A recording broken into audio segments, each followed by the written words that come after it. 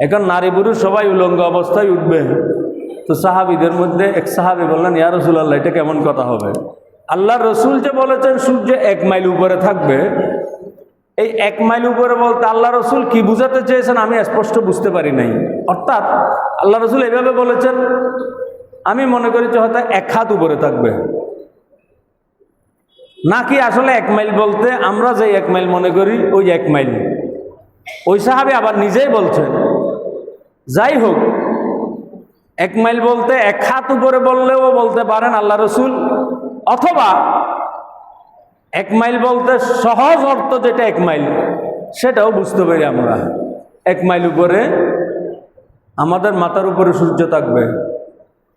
চিন্তা করেছেন এখন কত লক্ষ মাইল দূরে সূর্য আছে, সেই দিন সূর্য থাকবে 1 মাইলও ধরলাম হাদিস শরীফ মোতাবেক 1 মাইল উপরে। এখন বৈশাখ জ্যৈষ্ঠ মাসে যে রোদের তীব্রতা, সেই তীব্রতা আমরা সহ্য করতে পারি না। কিয়ামতের ময়দানের এই কঠিন সময়ে কি পরিণতি হবে, আল্লাহ আমাদেরকে হেফাজত করুন, আমিন। আর এখন তো দামি দামি জুতা পরতে পারি, কিয়ামতের দিন কি জুতার সুযোগ থাকবে? সবাই কবর থেকে উলঙ্গ অবস্থায় উঠবে, উলঙ্গ।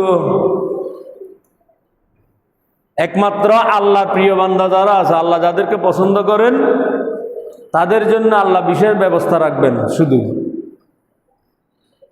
এখন নারী পুরুষ সবাই উলঙ্গ অবস্থায় উঠবে। তো সাহাবীদের মধ্যে এক সাহাবী বললেন, ইয়া রাসূলুল্লাহ, এটা কেমন কথা হবে? সবাই যদি উলঙ্গ অবস্থায় উঠতে থাকে, নারী পুরুষ, তো মানুষ একজনের মানে আমার জন্য আমার লজ্জা লাগবে, অথবা আমার দৃষ্টি অন্যজনের কাছে যাবে, কিছু আকর্ষণ সৃষ্টি হবে। আল্লাহ রসুল বললেন, কিয়ামতের মাঠে এগুলির সময় থাকবে না।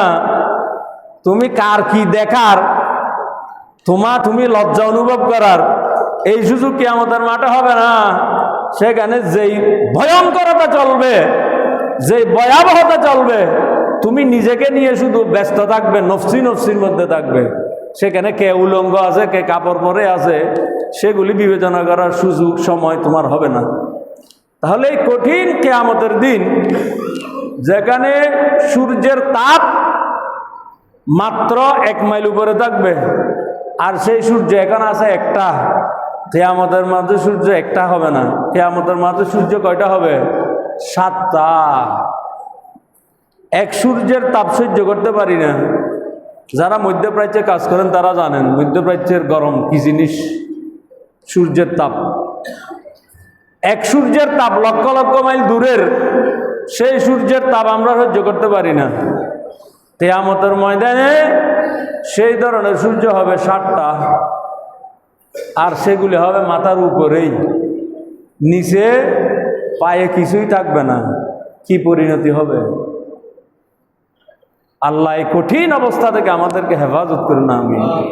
আমার রাসূল সুসংবাদ দিচ্ছেন, এই যে কিয়ামতের কঠিন সময়, উপরে সূর্যের এই তাপ, নিচে জমিনের এই তীব্র গরম, এই সময়ে আল্লাহ তাআলা আল্লাহর 7 শ্রেণীর বান্দাকে, আল্লাহ তাআলা আল্লাহর 7 শ্রেণীর বান্দাকে আল্লাহর রহমতের ছায়া দান করবেন।